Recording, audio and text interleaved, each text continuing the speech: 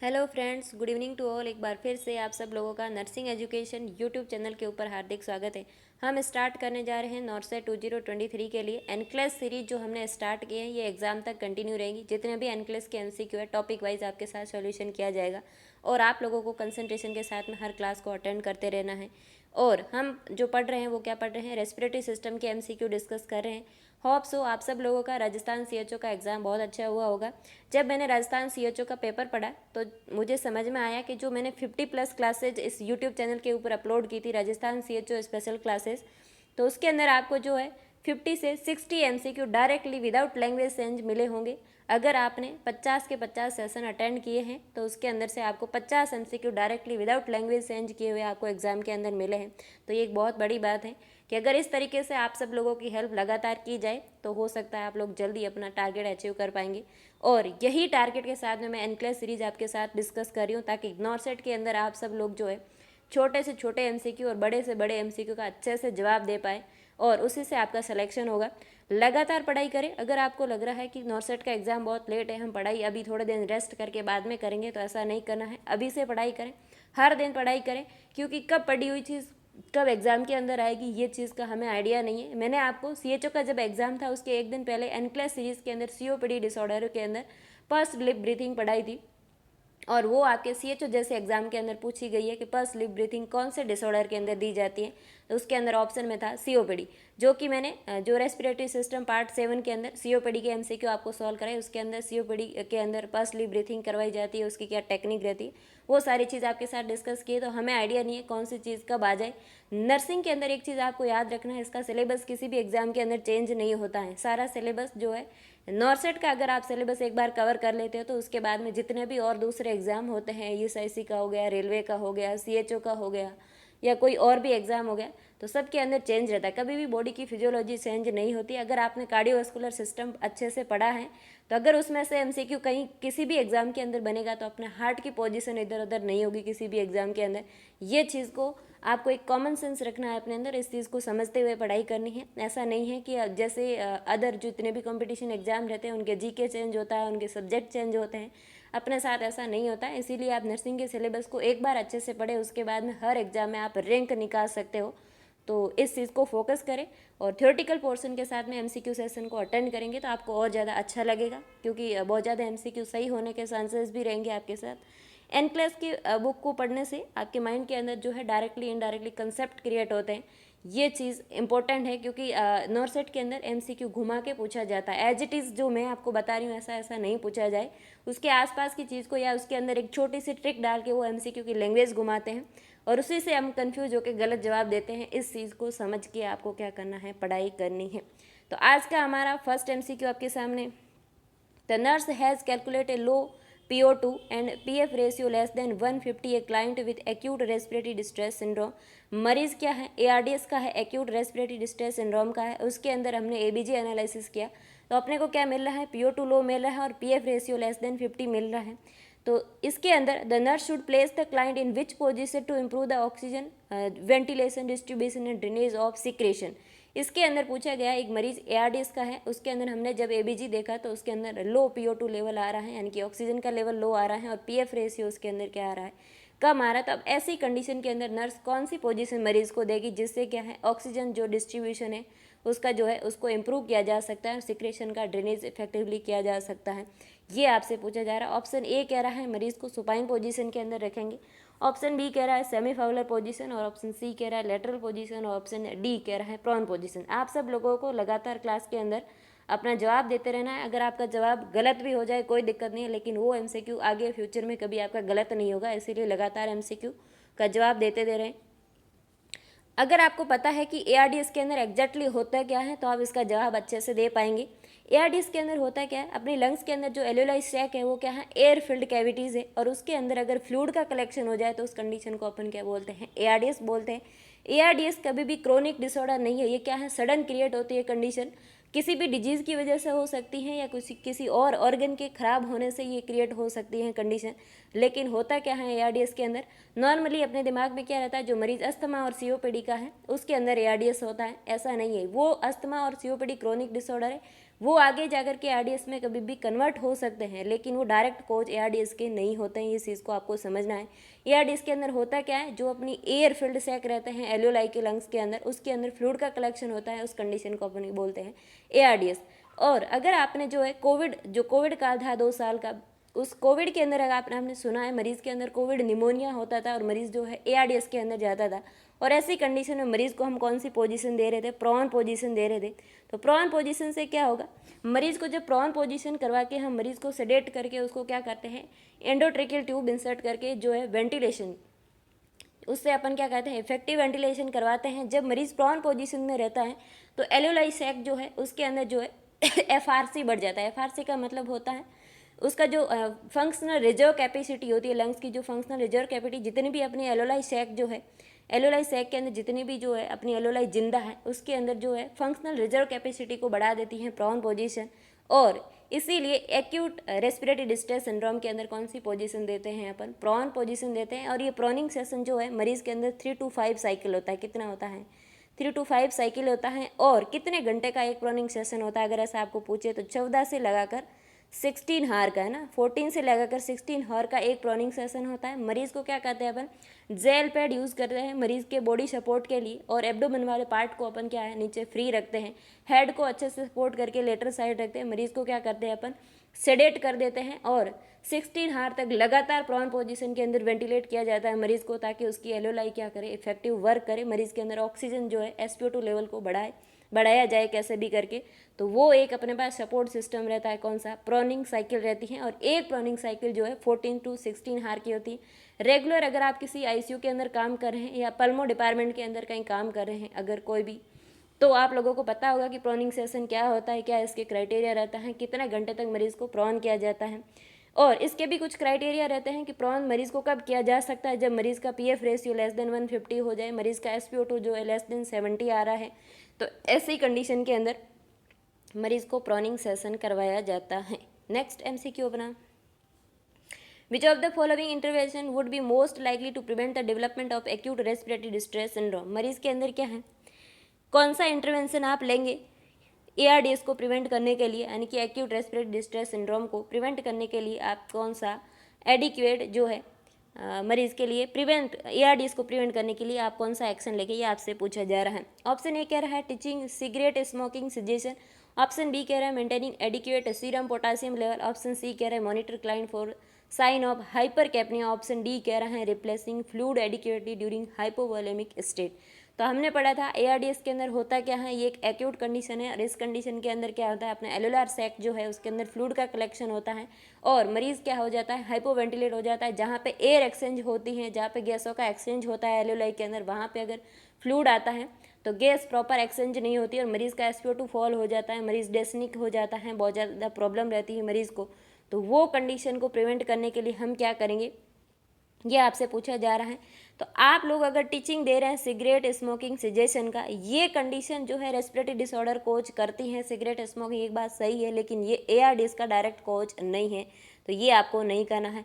Option B कह रहा है maintaining adequate serum potassium level, तो पोटेशियम जब भी कम और ज़्यादा होता है तो ये हार्ट को अफेक्ट करता है, लंग्स को अफेक्ट नहीं करता है। ऑप्शन सी के अंदर लिखा है monitor the client for sign of hypercapnia, तो हाइपर कैपनिया का मतलब होता है इंक्रीज CO2। जब भी CO2 का लेवल बॉडी के अंदर बढ़ता है तो उस कंडीशन को अपन क्या बोलते हैं, हाइपर कैपनिया, या फिर इसको बोल सकते हैं हाइपर कार्बिया, इसको बोला जाता है। और ऑप्शन डी के अंदर लिखा है replacing fluid adequately during hypovolemic state, ये बात बिल्कुल सही है, क्योंकि ARDS के अंदर होता क्या है, एल्वेओलार सैक के अंदर फ्लूइड का कलेक्शन होता है, और जब भी कभी भी मरीज़ अपने पास हाइपोवोलेमिक स्टेट के अंदर आए तो उस मरीज़ का फ्लूइड रिप्लेसमेंट हमें करना है, लेकिन उसको फ्लूइड ओवरलोड नहीं करना है, ताकि जो है इतना ओवरलोड फ्लूइड हो जाए कि हार्ट जो है पल्मोनरी आर्टरी के थ्रू सारा फ्लूइड लंग्स के अंदर भेज दे, और लंग्स के अंदर क्या हो जाए, पल्मोनरी इडीमा हो जाए, वहाँ पे बहुत ज़्यादा फ्लूइड कलेक्शन हो जाए।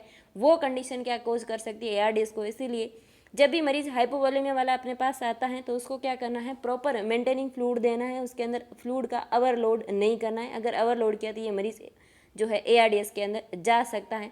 तो इसको प्रिवेंट करने के लिए हम क्या करेंगे, फ्लूइड को एडिक्वेटली देंगे जब मरीज हाइपोवोलेमिया वाला अपने पास आएगा तब।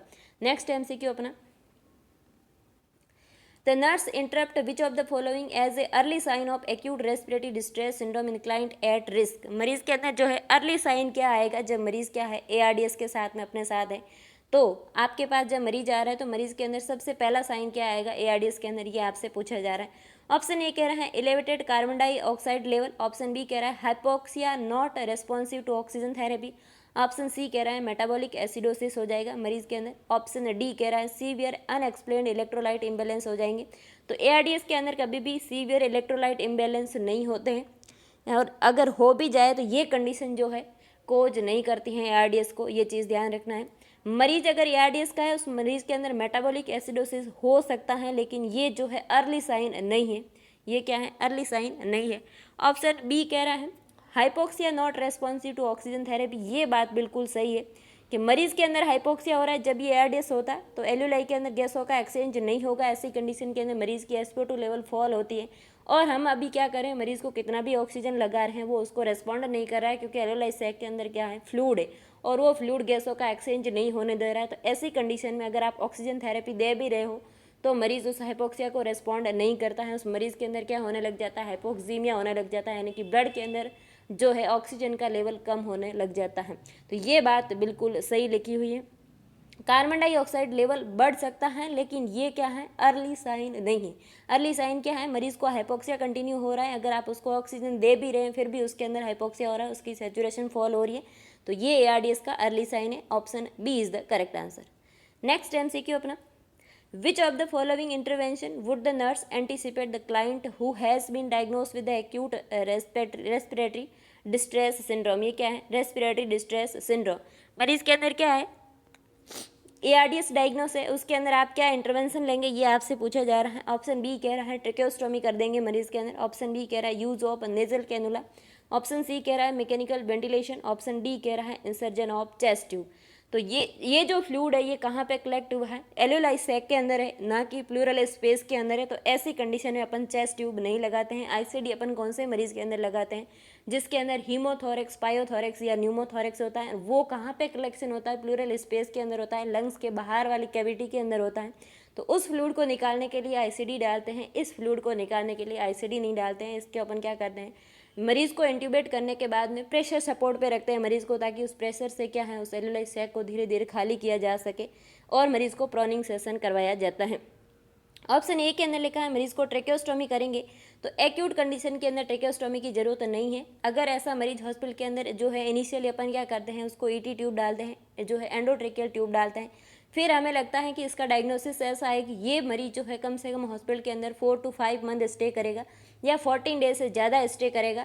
तो ऐसे मरीजों के अंदर अपन क्या करते हैं, उसकी ओरल केयर जो होती है वो इफेक्टिव नहीं होती है। उस कंडीशन को प्रिवेंट करने के लिए हम क्या कर देते हैं, मरीज को क्या करते हैं, ट्रेकेओस्टोमी कर देते हैं। जो मरीज हॉस्पिटल के अंदर लॉन्ग टर्म रुकते हैं उन मरीजों के लिए ट्रेकेओस्टोमी की जाती है। डायरेक्टली इनिशियल कंडीशन के अंदर कभी भी ट्रेकेओस्टोमी प्रीफर नहीं की जाती है। ऑप्शन बी के अंदर लिखा है use of nasal cannula ventilation. तो अगर आप नेजल कैनुला से कितनी भी ऑक्सीजन देगा तो उसको जो है मरीज ARDS वाला रिस्पॉन्ड नहीं करेगा। जो पिछले MCQ में मैंने आपको यही बताया कि ऑक्सीजन थेरेपी को मरीज रिस्पॉन्ड नहीं करता है ARDS वाला।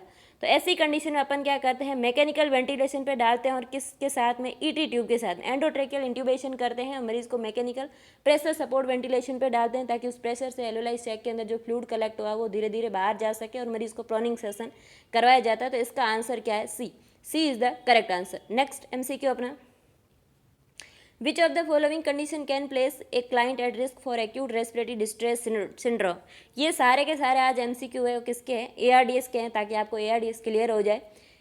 इसके अंदर आपको पूछा है विच of the following condition can place the client at risk of, मरीज को कौन सी कंडीशन जो है वो एक्यूट रेस्पिरेटरी डिस्ट्रेस सिंड्रोम की रिस्क पे डाल सकता है, ये आपसे पूछा जा रहा है। ऑप्शन ए के अंदर लिखा है सेप्टिक शॉक, मरीज को जो ARDS पे डाल सकता है। ऑप्शन बी कह रहा है मरीज को COPD है, तो उस मरीज के अंदर ARDS होने के चांसेस ज़्यादा है। ऑप्शन सी के अंदर मरीज अस्थमा वाला है। ऑप्शन डी के अंदर हार्ट फेलियर है। तो ये चारों के चारों कंडीशन जो है ये मरीज के अंदर COPD कोज कर सकती हैं, लेकिन जो है हार्ट फेलियर डायरेक्ट कोज नहीं है, अस्थमा डायरेक्ट कोज नहीं है, COPD डायरेक्ट कोज नहीं है। लेकिन अगर मरीज सेप्टिक शॉक के अंदर है तो ये मरीज ARDS के अंदर जल्दी जाएगा।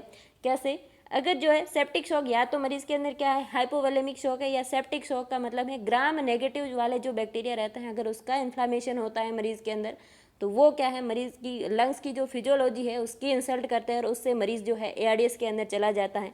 ये चीज़ आपको ध्यान रखनी है। अगर आप इस MCQ को नॉर्मली समझने की कोशिश करोगे तो सेप्टिक शॉक कभी भी आपके दिमाग के अंदर नहीं आएगा कि ये इसका कोज हो सकता है, लेकिन यही एक जो है ट्रिक होती है MCQ सॉल्व करने की, और यही एक बड़े रैशनल रहते हैं हर चीज़ के पीछे, ये आपको समझने की ज़रूरत है। सेप्टिक शॉक जो है ये कोज कर सकता है मरीज़ के अंदर ARDS, लेकिन COPD, अस्थमा और हार्ट फेलियर डायरेक्ट कोज नहीं है। इनकी वजह से ARDS हो सकता है, लेकिन ये क्या है, क्रोनिक डिसऑर्डर है, इसके अंदर डायरेक्टली ARDS नहीं होता। अगर मरीज़ के अंदर ग्राम नेगेटिव बैक्टीरिया का इन्फ्लामेशन है लंग्स के अंदर, तो वो उसके लंग्स की फिजियोलॉजी जो रहती है उसको इंसल्ट करेगा और एयर सैक जो है उसके अंदर क्या है, फ्लूइड कलेक्शन हो जाएगा। ऐसी कंडीशन में मरीज़ ARDS में जा सकता है। तो इसका आंसर क्या है, A is the correct answer. Next MCQ अपना, which of the following assessment is most appropriate for determine the correct placement of endotracheal tube in mechanical ventilation. मरीज को आपने क्या किया है, इंट्यूबेट किया है ET ट्यूब के द्वारा। अब आपको देखना है कि उस ET ट्यूब जो है करेक्ट है या नहीं है। इसको देखने के लिए आप क्या करेंगे, ये आपसे पूछा जा रहा है। ऑप्शन ए कह रहा है assessing the client skin colour, option B कह रहा है monitoring the respiratory rate, option C कह रहा है verifying the amount of cuff inflation, option D कह रहा है अस्कल्टेटिंग ब्रीथ साउंड बायलेटरली। तो जब मरीज़ को इंट्यूबेट किया जाता है, तो अगर आपको पूछे किसी भी ट्यूब का इंसर्जन जब बॉडी के अंदर होता है, इस ट्यूब की करेक्ट लोकेशन देखने के लिए कंफर्म किससे किया जाता है, तो आपको जवाब देना है एक्सरे। किससे किया जाता है, एक्सरे से कंफर्म किया जाता है कि ट्यूब कहाँ पे है। तो अगर एक्सरे इसके अंदर ऑप्शन में नहीं है और मरीज़ को आपने ET ट्यूब डाली है, उस ET ट्यूब का प्लेसमेंट अगर करेक्ट है तो दोनों लंग्स के अंदर क्या है, बराबर एयर एंट्री रहती है। तो आप लोगों को करना क्या है, मरीज़ का क्या है, अस्कल्टेट करना है बाइलेटरल लंग्स के अंदर कि उसकी एयर एंट्री इक्वल है या नहीं। अगर एयर एंट्री इक्वल है, इसका मतलब मरीज जो है प्रॉपर वेंटिलेट हो रहा है, एंडोट्रेकियल ट्यूब का प्लेसमेंट बिल्कुल सही है। स्किन कलर आप देख के क्या है, मरीज़ के अंदर हाइपोक्सिया हो रहा है तो ये तो बहुत लेटर ऑन की कंडीशन है। आपको तो क्या करना है, इनिशियली देखना है मरीज़ को कि इसके अंदर बराबर वेंटिलेशन हो रहा है या नहीं, और ट्यूब अगर जो है सही है तो दोनों साइड में क्या है, एयर एंट्री इक्वल रहती है। और कफ इन्फ्लेशन को देखने के लिए ये एक एंडोट्रिकल ट्यूब का जो है प्लेसमेंट का ये नहीं देखा जा सकता, रेस्पिरेटरी रेट ये डिसाइड नहीं कर सकती, skin colour later on condition है।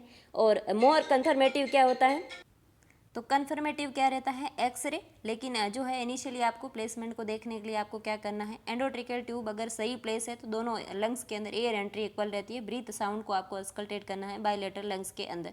नेक्स्ट MCQ अपना, Which of the following nursing introduction would promote effective airway clearance in a client with acute respiratory distress syndrome? मरीज का है ARDS का मरीज है, उसके अंदर इफेक्टिव एयरवे क्लियरेंस करने के लिए आप क्या इंटरवेंशन लेंगे, ये आपसे पूछा जा रहा है। ऑप्शन ए कह रहा है administering oxygen every 2 hour, option B कह रहा है turning the client every 4 hour, option C कह रहा है administering sedative to promote rest, option D कह रहा है suctioning if cough is ineffective. मरीज जो है कफिंग इनइफेक्टिव कर पा रहा है, तो ये बात सही है। मरीज का एयरवे को क्लियर करने के लिए अपने को क्या करना है, अगर वो इनइफेक्टिव कफिंग ढंग से खुद से नहीं कर पा रहा तो ऐसे मरीजों के अंदर सक्शन करे, एयरवे को क्लियर किया जा सकता है। आंसर इसका क्या है, डी। ऑक्सीजन जो है आप 2 आवरली देंगे, ये कोई लॉजिक नहीं है। 2 आवरली क्यों देंगे, अगर मरीज के अंदर ऑक्सीजन कम आ रहा है तो कंटिन्यू देते हैं, 2 आवरली नहीं देते हैं। पोजीशन 2 आवरली चेंज होती है, 4 आवरली नहीं होती है। मरीज के अंदर सेडेशन देंगे अगर, तो उसकी जो है रेस्पिरेटरी मसल्स है डायफ्राम वो भी पैरालाइज हो जाएगी। तो ऐसे मरीज आपको एयरवे क्लियरेंस करने की जरूरत नहीं है, सेडेटिव देके आपको क्या करना है, मरीज का एयरवे क्लियरेंस करने के लिए आपको क्या करना है, सक्शन करना है। तो आज के लिए इतना ही, हम मिलेंगे नेक्स्ट लेक्चर में, तब तक के लिए धन्यवाद। आप लोगों को इस वीडियो सेशन से कुछ नया सीखने को मिलता है तो आप दूसरे लोगों तक इस वीडियो को जरूर पहुंचाएं, ताकि दूसरे लोग भी अपने साथ मिल करके अपनी जो है तैयारी को कंटिन्यू कर सकें।